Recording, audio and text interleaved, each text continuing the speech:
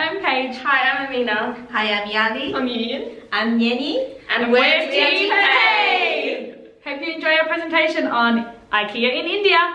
An experience for the whole family, which is something that Ikea definitely does do. So having a look at the competitive advantage of Ikea.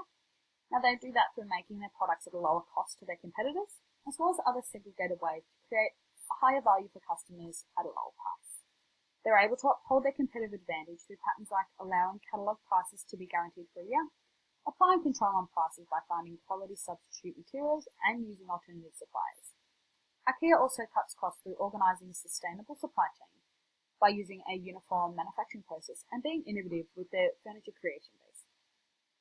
An important implementation that Ikea has adopted is that although they are standardised among their stores, at the Indian stores specifically, they have tweaked some products to ensure that it does meet their customer preferences. They ensure that they are successful in each different country they do enter, and that they can cater to each nation's needs. So overall, the main competitive advantage that has kept Ikea in the game for so long is their quality products at low prices. This is done by having do-it-yourself products, which remove the assembly costs and also the packaging costs. Now, if we do look at Ikea in India, we see that Ikea does outsource to India already, sourcing around 600 million euros of goods from 70 different Indian suppliers, as well as around 1,400 sub-suppliers. There are restrictions that are put on foreign companies which do enter the India market, and so for Ikea, for example, they will have to use at least 30% of the local small to medium companies as suppliers, and that's to ensure that sources are kept within the country. This has produced some difficulties with Ikea, and that even with the borders slightly loosened, it's still considered a hurdle because it can affect quality due to the €1 million ordering threshold that has been put on this restriction. So having a look at some challenges that does affect Ikea's sustainable competitive advantage, we can see that the Indian market there are not accustomed to creating their own projects, which means they're not accustomed to DIY projects, and they are preferring more furniture that is one-off pieces. This is something that they are used to. And also when they did go into the Ikea store, having no service on the showroom floor was something that they did find a bit of a miss. Now with Ikea's retail space, it was a hurdle for them due to the area offered not being able to have renewable energy, which is something that is important to Ikea. And the furniture also had to be able to withstand the Indian climate. So Ikea looked to overcome some of these challenges by adding some of the product range there to go to the Indian customer base, and also adding service in the showrooms to work with the Indian culture there. They also went into Indian homes and they looked to see what was needed, looked to see what issues they did have there in their everyday lives. Now, in reference to Indians not used to building their own furniture, at the moment Ikea does provide a service where they do build the furniture for the customers and do deliver it. However, Ikea's DIY concept was how they keep their prices so low, and it is something of a differentiation between different furniture retailers. So to ensure that this does stay in place, they are looked to have a success in the long run, which looks at future generations of the middle class who have an aspired international lifestyle, and that's to keep their DIY concept intact. Now, Ikea is also looking to double their outsourcing there to India by 2020, which confirms their commitment to the Indian government, ensuring that their 30% of their sourcing is within India. They also look to safeguard their manufacturing to be globally competitive. Now, they look to cut costs to make products affordable and accessible to that mid-tier range, is what they are targeting. They're wanting to reduce costs by outsourcing. Their competitive advantage will be able to stay intact by ensuring that they are price competitive and still using quality sources.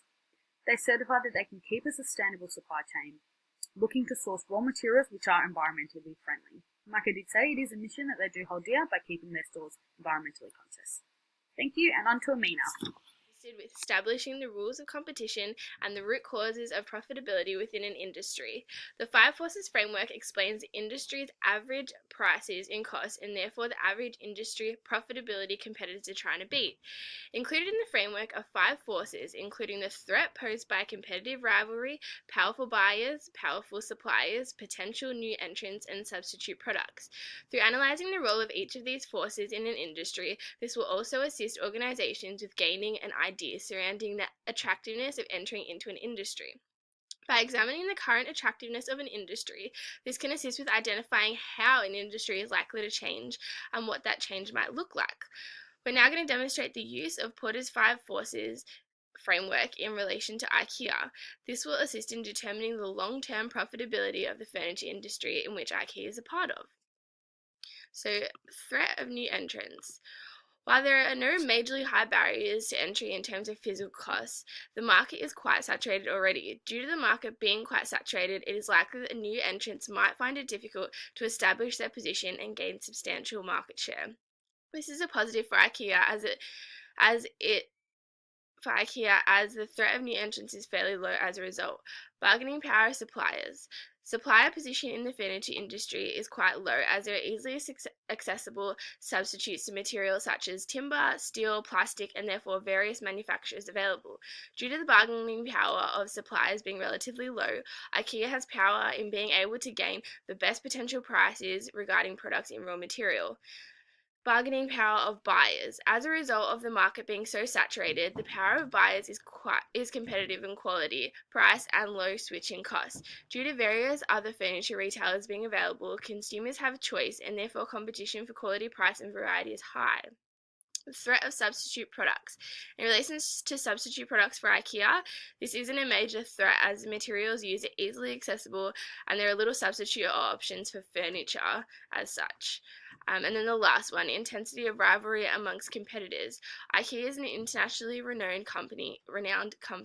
However, their main sources of competition include major department stores, e-retailers, other bedding and furniture stores, and this prevalence of multiple channels for competitors increases the intensity of rivalry between other competitors in the furniture industry. Thanks. IKEA, and here is the SWOT analysis as well as its respective strategies. For the strength part, as we have presented in the competitive advantage part, IKEA has the prevailing do-it-yourself model and the standardized store format, which is tested to be successful in 400 sales points worldwide. And as the world's leading furnishing company, IKEA has the ample financial resources to support its value chain and to create a better everyday life for the many people as its vision. IKEA has this strong positive brand name and image with emphasis on high quality, design, and affordability, which is a competitive intangible resources. And then when it comes to the weakness, IKEA lacks experience in Asian market. And according to the 2014 report, over half of the revenue are generated from places other than Asian market. Also, all of IKEA's products must be assembled by the buyers, and most of them are not delivered to their houses. This requires an access for the buyers to equip and transport products by themselves. And when it comes to the opportunity, firstly, the manufacturing costs are way much cheaper in India, and given the rising per capita income of the middle class and government initiatives in India for the telecommunication sector, like introducing 3G and 4G, so the demand in India is also pretty prospective. Besides, India's online store industry is projected to steadily grow at an annual rate of 35%. India's e-commerce market growth will be the farthest within the Asian Pacific region, so online retail and delivery is also an opportunity to improve IKEA's retail model. And for the threats, the service-based economy of India and the strong service needs rooted in its culture may impose threats on the business for IKEA. IKEA's biggest problem is due to the stipulation by the Indian government that at least 30% of its inventory must be from India. This has forced the company to confront with the poor domestic manufacturing quality, low labor standards in India, which is contradictory to its high quality value. And for the strategies to enhance the long-term earning growth and keep competitive advantage, IKEA needs to concentrate continuously on external and internal environment and take strategic measures. The choice of entering Indian market brings a whole new market and different supply chain. As required by Indian government, at least 30% of its inventory must be made in India. Surely, the supplies and labor costs are way much cheaper, which are the resources to fully utilize, but the quality can be an issue. To tackle this problem, IKEA should work with social entrepreneurs in India and perform strict quality control and training for its workers. It has been proved that the integration of social responsibilities into corporate strategy can contribute to competitiveness in the market. As for the special cultural factors and the Indian economic characteristics, the Indian store and products should be localized, such as differently configured stores, specially localized products design, and even the food menu in IKEA stores, local flavors. To accommodate Indian customers, there are plenty of market research to perform so that they can recognize the Indian customers' design's direction. Besides, the most important adjustment in the value chain is for the distribution process. Home delivery service is highlighted as the transportation issue as well as the rise of online retailers. So that's all for my part. Let's pass on to Yu Ying. IKEA are applying transitional strategy to India, and this strategy is incorporate element of both multi-domestic and global. Under the multi-domestic strategy, IKEA are responsive to different buyer preference and market condition. For example, IKEA's products and services are tailored to Indian market, and they tweak its model to win over Indian customer. They tweaking the product range and the size of their showroom based on the compact car and accommodation in India, and they are targeting in the growing middle class rather than the low price market. In this strategy, IKEA also assume the market differed by country or regions. Under the global strategy, IKEA strive to build global brand and coordinate its action worldwide with strong headquarter control. For example, the research and development and the product design department are controlled over by the headquarters, and only the head office has authority to make final decision. Secondly, IKEA also selling similar product at India as well. Strategy and operating decisions are centralized at home office, not the department head in India. On the other hand, this is important for IKEA to understand the risk and challenge for them to operate in India. And here is the risk rating for India in 2017. It is clear that there still be acceptable risk. So in the risk element, we were looking on the political and the economic change. Under the political risk, the anti-corruption policy from India government can bring huge impact to IKEA. This will create uncertain effects to IKEA future growth. It can be serious hindrance to IKEA, like in Russia. The anti-corruption policy in Russia is a bit resistant to IKEA. They invest a lot in Russia over 12 years, but only got 14 stores. Compared to the growth of IKEA in other countries like US 37 stores, Germany 44 stores, or even Australia and China, the growth in Russia is far too slow.